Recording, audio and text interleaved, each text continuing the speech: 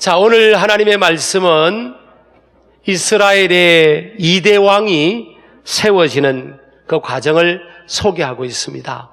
이스라엘 민족의 초대 왕은 사울이었죠. 사울은 처음에는 굉장히 겸손한 사람이었고 온유한 사람이었어요. 그래서 이스라엘의 12지파 중에도 가장 미약한 지파가 베냐민 지파입니다. 그 베냐민 지파 중에도 가장 연약한 가문의 기스라는 그 사람의 가문의 아들이었습니다. 소 한 마리를 잃자마자 온 전국에 찾아 나설 정도로 소 한 마리가 무슨 귀하지 않다는 게 아니고요. 그렇게 형편적으로 넉넉한 그런 가문은 아니었어요. 근데 하나님께서 이미 사울을 초대 왕으로 세우기 전에 이스라엘 민족의 백성들의 왕을 세워달라는 요구를 하나님께서 수락하시고 사울을 왕으로 세우기 전에, 뽑기 전에 하나님께서 먼저 사무엘 선지자에게 미리 말씀하셨습니다. 사울이 왕이 될 거라고 말씀해 주셨어요. 그 이후에 12지파의 각 지파의 1000명의 남자들을 불러 모았습니다. 그러니까 각 지파가 1000명이니까 12,000명의 남자들을, 장성한 남자들을 불러 모았습니다. 그리고 계속 지파를 뽑고 지파의 가문을 뽑고 뽑으니까 마지막에 12,000명 중에 딱 남은 한 명이 누가 나오는가 하면 사울이 나오는 겁니다. 하나님께서 그렇게 역사하신 거예요. 하나님께서 이미 사무엘 선지자에게 말씀하셨고 그 말씀하신 그 내용이 그대로 이루어지는 겁니다. 그래서 나중에 우리가 한번 복습하겠지만 하나님은 정말 역사의 주관자가 되는 것을 믿으시기 바랍니다. 하나님은 높일 자를 높이시고요, 낮출 자를 낮추시고 하나님의 때 하나님의 방법으로 모든 것들을 주관하시는 분은 바로 하나님이시라는 겁니다. 그런데 이 사울이 오랫동안 왕위를 영위하지를 못합니다.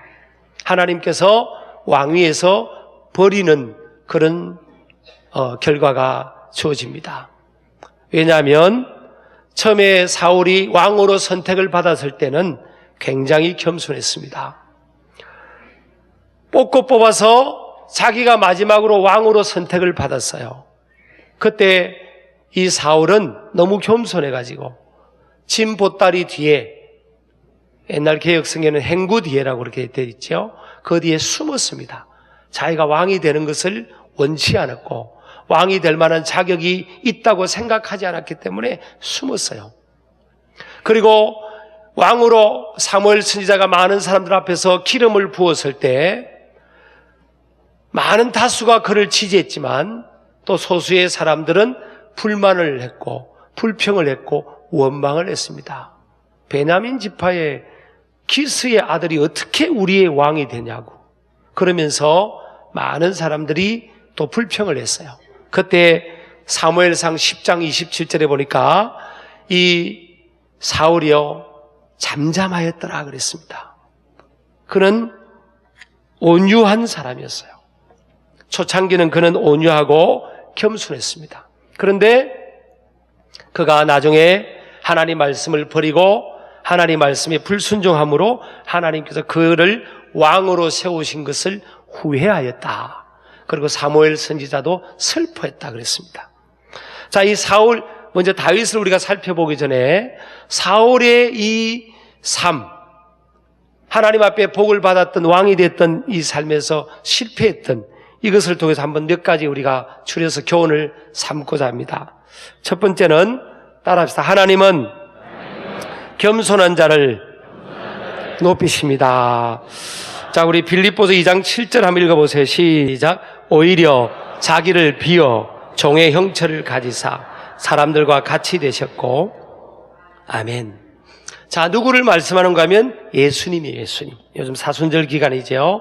예수님은 하나님과 동등된 위치였지만 자기를 비워서 종이 되셨다.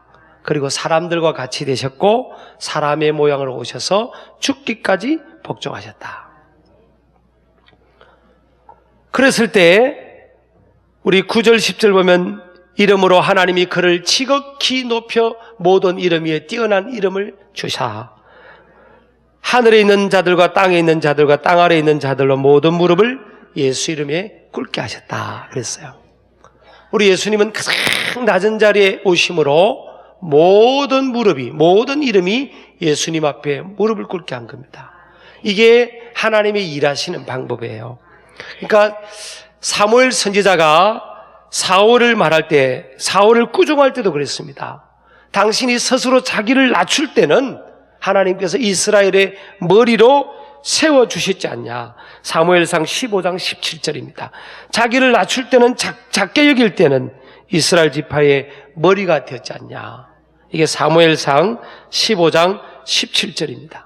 근데 말씀을 버리고 하나님께서 임의로 사무엘이 행동을 하고 말씀을 불순종하니까 하나님께서 버렸다고 했습니다. 그래서 여러분, 하나님은 겸손한 자를 높이십니다. 예, 은혜의 강물이 밑으로 흐르는 것처럼 하나님은 겸손한 자를 때가 되면 높이시고 그를 통해서 영광을 받으신다라는 거죠. 두 번째는요, 사울을 통한 교훈이 뭐예요? 하나님께서는 뭐라고 했죠? 역사에, 따라합시다. 역사에 주관자가 되신다. 하나님은 역사를 주관하시는 거예요. 개인과 가정과 국가와 민족의 역사를, 인간의 생사화복을 주관하시는 분은 하나님이시다. 하나님은 높일 자를 높이신다. 낮출 자를 낮추신다. 때가 되면 아무리 불리한 상황이라도 하나님 때가 되면 높일 자는 하나님이 높이신다. 하나님이 여시면 닫을 자가 없고 닫으면 열 자가 없다 그랬어요. 하나님이 다 주관하시는 분이에요. 믿으시기 바랍니다. 자, 거릇된 세 번째는요, 거릇된 삶의 태도로 인해 자신에게 주어진 축복을 빼앗길 수도 있다는 거예요. 1달란트 받았던 사람이 나중에 빼앗겨서 10달란트 받은 사람에게 빼앗겨버린 것처럼 사울이 왕이 될 수 없는 배경이었잖아요. 근데 그의 겸손과 온유한 모습을 보고 하나님이 그를 왕으로 세우셨어요.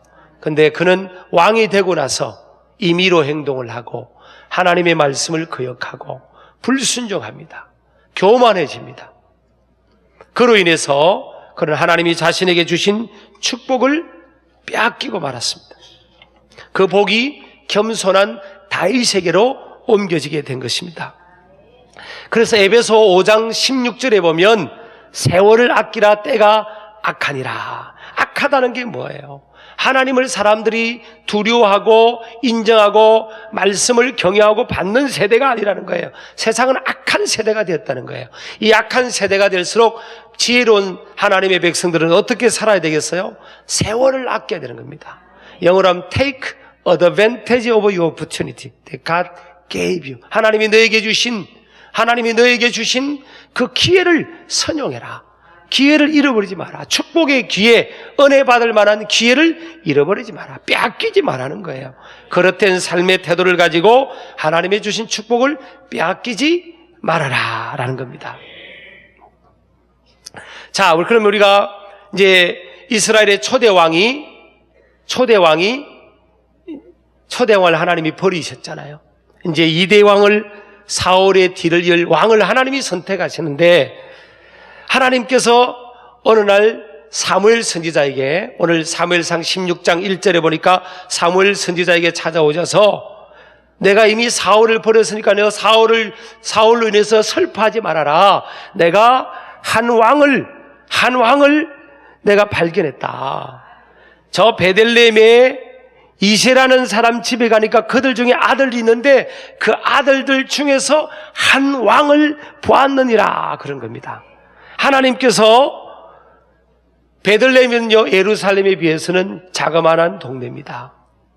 그리고 그 자그마한 동네에 이세라는 사람의 집에 아들들이 여럿 있는데 그 아들들 중에서 하나님께서 왕을 봤다는 거예요. 베들레헴은 변두리 지역이에요. 변두리 인생이에요. 거기서도 더 미약한 가문의 미약한 집안의 아들들 중에 하나님께서 왕이 있다는 거예요. 왕궁이나 귀족의 가문 거기에서 왕이 눈에 띄지 않고 하나님은 정말 아무도 주목하지 않는 변방에서 왕이 하나님의 눈에 띄었다는 겁니다. 이것은 여러분 어떤 환경적 우리가 구별함과 차별함을 두자는 게 아니에요. 그래서 하나님은 이건 극적인 드라마죠. 우리가 결과적으로 다윗이 왕이 된 걸 알잖아요. 여러분, 목동의 가정에 그 당시에 목동 직업은 가장 천시되는 그런 직업이었거든요. 목동의 가정에 그 가문의 막내 아들이 왕이 된 겁니다. 이건 인생의 대반전이에요. 대반전. 극적인 드라마입니다. 그래서 우리 하나님 이 일을 통해 우리가 붙들어야 될 교훈은 뭐예요? 하나님은 어디든지 보고 계시고 또 모든 사람의 삶과 인격까지도 꿰뚫어 보신다. 감찰하신다는 겁니다. 하나님은 나를 못 보실 거야. 내 저 변두리에 저곳에 있는데 나를 어떻게 보실까? 그게 아니라는 거예요. 하나님께서 여러분 사무엘 선지자에게 이미 왕이라고 말씀하셨어요. 너 한번 만나봐라. 왕이 될 만한 제목이 될는지 모르겠다. 그렇게 말씀하지 않고 내가 한 왕을 보았다는 거예요. 언제요? 언제? 밑바닥에 있는 가장 낮은 자리에 있는 그 한 소년을 보면서 그 안에 있는 왕의 모습을, 왕의 그릇을 하나님께서 보셨다는 겁니다. 하나님의 눈동자는 모든 것, 모든 사람을 바라보고 감찰하십니다. 그러니까 시편 121편 4절에 보면 하나님은 졸지도 안 하시고 주무시도 안 하신다는 겁니다. 이건요, 인간을 이해시키기 위한 언어로 하나님께서 우리에게 다가오신 거죠. 하나님은 졸고 주무시는 이런 거하고는 하나님의 영역은 상관이 없지만 우리로 이해시키기 위해서 하나님은 24시간 365일 매 순간 매 시간마다 하나님은 우리를 지켜보시고 또 돌보시고 함께 하시고 바라보고 계신다라는 것입니다. 여러분, 우리가 왜 외롭고 더 힘이 빠지죠? 누군가가 나를 바라보지 못하고 격려하는, 이해하는 눈길이 내게 없다고 생각하면 우리 현대인들은 굉장히 외로워하고 어떤 인생도 그렇게 생각하죠. 근데 하나님께서 사람이 나를 안 바라볼지라도요, 하나님께서 나를 보고 계시는 거예요. 하나님께서 다윗을 보고 계셨던 겁니다. 그러면서 이제 하나님께서 지금 누구를 파견시키는가 하면 사무엘 선지자를 베들레헴 이새의 집에 파견시킵니다. 그때 사무엘 선지자가 걱정을 합니다. 아니, 하나님, 내가 지금 베들레헴 집에 가서 기름병 가지고 그 아들 한 명을 머리에 부어서 왕을 삼으면 사울왕이 가만히 있겠습니까? 사울왕이 교만하고 지금 질투의 영이 들어가는데 나 죽이려고 하지 않겠습니까? 그랬더니 하나님께서 지혜를 주시는 거예요. 그 집에 가서 베들레헴 가서 내가 예배하러 왔다고 하라. 예배하러. 그리고 이새와 그 아들들을 살짝 불러라. 그러면 내가 정한 아들을 너에게 보여주겠다. 그런 겁니다. 그래서 사무엘 선지자가 베들레헴의 신방을 가서 이새라는 집에 신방을 갑니다. 자, 우리 예배하자. 혹시 너희 집에 아들들 있으면 다 불러 모아라. 우리 예배하자. 그러면서 이새에게 살짝 기뜸을 주는 겁니다. 너희 아들들 중에 하나님께서 왕이 있다고 한다. 왕이 있다고 하니까 아들들 다 불러 모으시오. 하나님께서 정한 누가 왕이 될지 우리 한번 봅시다. 그때 여러분, 아버지의 마음이 얼마나 설레 있겠습니까? 와, 우리 아들 중에 하나님께서 왕을 예비하셨다. 그래서 아들들이 지금 이세 아들들이요 8명이에요. 8명. 8명인데 8명을 다 부르질 않아요. 7명만 불러요. 한 명 막내는 다윗인데 다윗은 안 부르고 들판에 있는 양을 지키고 있으라고 그럽니다. 아버지가 생각할 때도 막내는 왕이 될 그릇으로 생각을 안 한 거예요. 오늘 막내라는 단어가 여러분, 이게 가장 작은 자, 따라합시다. 가장 작은 자, 이런 뜻입니다. 그러니까 막내는 그냥 여기 있어. 그 양을 지키고 있어라. 형들 중에서 왕이 있을 거란다. 왕이. 지금 사무엘 선지자가 왔다. 야, 너 형을 위해서 기도해라. 우리 형 중에서 왕이 나오면 얼마나 좋겠냐. 그런 말들이 있었지 않겠어요? 그리고 이제 첫째 아들 엘리압이 사무엘 선지자 앞을 딱 지나간 겁니다. Entry number first, 엘리압. 그래서 이제 컨테스트를 하는 거예요. 쫙 지나가는 거예요. 오늘 성경에 6절에 보니까 엘리압이 오자마자 사무엘이 엘리압을 보고 마음에 생각했다는 겁니다. 여호와의 기름 부으실 자가 과연 주님 앞에 있구나. 엘리압을 보면서 사무엘 선지자도 뿅 간 거예요. 여러분, 사람도 이렇게 실수할 수가 있어요. 선지자라도 실수할 수가 있어요. 잘못 볼 수가 있어요. 아버지도 잘못 봤잖아요. 막내는 아닐 거야 하고 잘못 봤죠. 그리고 사무엘 선지자도 잘못 본 거죠. 근데 하나님의 음성이 사무엘의 귀에 들립니다. 내가 그를 버렸다. 그의 용모와 키를 보지 말아라. 내가 이미 그를 버렸노라. 내가 보는 것은 사람과 같지 않다. 사람은 외모를 보지만 나 여호와는 중심을 보느니라. 하나님은 뭐예요? 사람은 외모를 본다는 거예요. 사람은.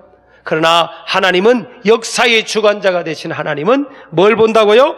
중심을 본다. 마음의 중심, 랄레바브라는 히브리어 단어입니다. 그 마음에 의해서 사람의 시선은 눈에 보이는 겉모습이나 배경을 보지만 하나님의 시선은 사람의 마음, 즉 내면을 향하고 있는 겁니다. 참 위로가 되죠?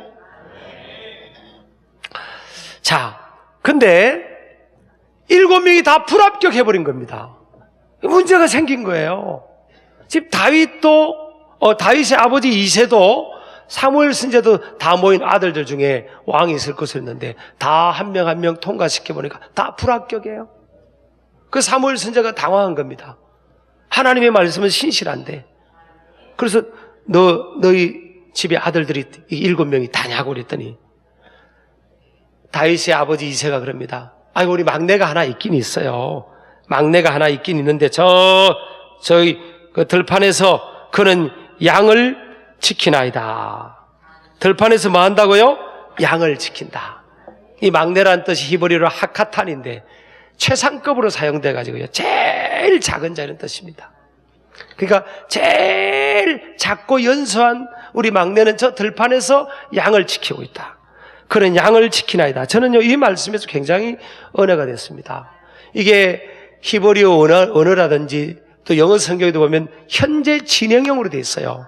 He is tending the sheep 이래야 됩니다. 양을 지금 지키고 있다는 거예요. 지금요, 여러분 생각해 보세요. 10대 때 요때가 한 15에서 20세쯤 학자들이 하면 다윗이 나이가 그렇게 됐을 거라거든요. 그러면 이제 10대 후반쯤 되면 가장 반항기가 반항할 때고요. 자기가 하고 싶은 대로 할 때 아니에요. 근데 아버지가 사무엘 선지자가 자기 집에 오면 막내까지 다 불러야 되고 무슨 인부를 한 명 쓰든지 일꾼을 한 명 써가지고 양 좀 지키게 하고 8명을 다 불러 모아야 될 텐데 자기만 쏙 빼놓은 겁니다. 사무엘 선지자도 못 만나게 하고 또 왕이 될 수 있는 기회도 안 주니까. 여러분 같으면, 여러분이 8번째 다윗 같으면 거기서 양을 지키고 있겠어요? 씩씩거리고 도망갔다든지 아니면 다시 집에 왔다든지 그럴 수도 있잖아요. 근데 그는 양을 지키고 있나이다. 진행형입니다. 이 말에는요, 아버지의 다윗을 향한 크레딧이네요. 영어로 인티그리티 한 거예요, 다윗이. 평상시에 다윗의 루틴, 일상적인 평상시의 생활의 모습과 패턴과 태도를 볼 수 있는 거예요. 아버지가 말하면 이 막내는요, 그냥 그 자리에서 계속 있다는 거예요. 평상시 그랬던 거예요, 평상시. 그러니까 평상시 다윗이 신실하고 순종적이었던 것을 우리가 알 수 있죠.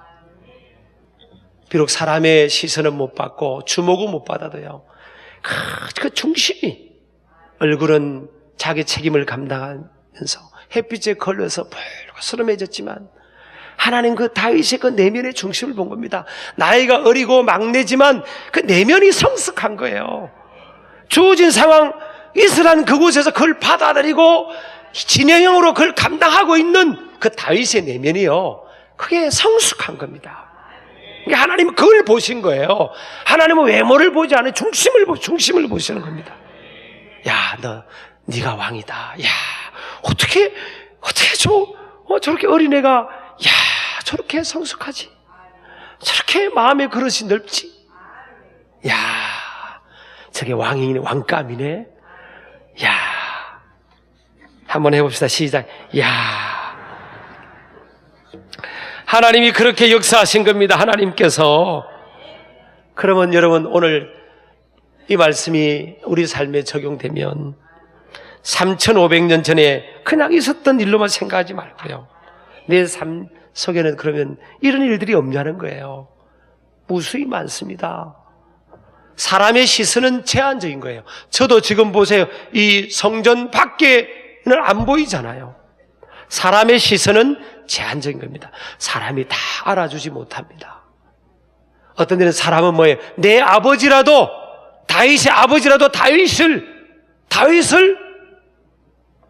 그 속에 있는 왕을 못 본 거죠. 심지어는 성령 충만한 사무엘 선지자도 엘리압이 왕인 줄 알았어요. 이렇게 사람은 못 볼 수 있어요. 하나님은 다 하나님의 주권적인 뜻을 이루어 가시잖아요. 외모가 아니고 외면이 아니고요, 내면이에요. 중심, 낮은 자리. 하나님이 이스라엘 그곳에서 낮은 자리에서 나도 저기에 참여하고 싶어도 아버지를 통해 주어진 책임 때문에, 미션 때문에 낮은 자리에서 형들 대신 섬기는 거예요. 하나님은 그걸 크게 보신 겁니다. 여러분, 하나님은요, 다 보고 계십니다. 하나님 지금도 다 보고 계세요. 여러분, 우리가 지금 사순절 기간을 지나고 있잖아요. 우리의 시선이, 물론 감성도 우리가 예수님의 십자가를 묵상하고 살아야 되지만, 저는요 그랬잖아요. 복음의 가치를 삶으로 우리가 증명하자고. 내 삶이 어디를 향하고, 내 시선이 어디를 향하고 있냐는 거예요. 하나님은 낮은 자리로, 또 양보하는 자리로, 고독한 자리로, 고독하고 힘드니까 다윗은 그곳에서 외로웠기 때문에 하나님을 찾았고요, 무서웠기 때문에 하나님께 더 기도하고 찬양하고, 그러다가 심력이 하나님 안에서 연단을 받고 단련된 겁니다. 어린 소년이었지만 골리앗이라는 3m 5cm 되는 그 적의 장군 앞에도 다윗은 돌멩이 5개 가지고 딱 하나님의 이름으로 나가잖아요. 그거 보세요 여러분. 심력이 벌써 왕 같잖아요 여러분. 여러분이 사순절 기간에 우리의 시선이요, 낮은 자리를 향하고 하나님 앞에 우리 내면을 점검해야 됩니다. 지금 우리 사회에 여러 가지 무브먼트가 일어나면서 고통도 있고 아픔도 있고 긍정적인 모습도 있고 부정적인 모습도 있어요. 저는 가만히 이걸 생각하면서, 그래, 우리가 항상 포지션을 생각한 거예요. 야, 너 출세해라.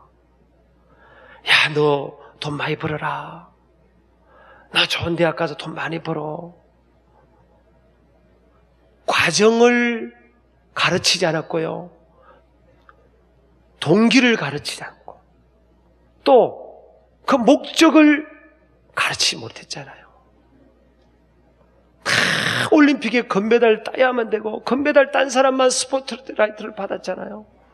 그러니까 어떤 방법을 통해서 따야 되고, 그걸 못 따고 동료가 못 따라주면 그것이 동료 탓인 것처럼, 그런 사회 우리 시스템 속에서 그렇게 배워왔고요, 또 자라왔잖아요. 저는요, 대학교 여러분 가보세요. 여러분 지금 대학교 가보세요. 대학교 공부하는 아이들 책상 위를 한번 보세요. 시험 기간 때 새카맣습니다. 새카맣. 전부 다 컨닝 페이퍼예요. 컨닝 뭐예요? 꼭 교활하다는 겁니다. 속인다는 거예요. 속여도 점수만 따라. 점수만 따. 그러면 되는 거야. 이게 우리가 팽배 있잖아요. 근데 하나님은요, 결정적으로 중심이 하나님을 향한 사람을 찾고 있는 거예요.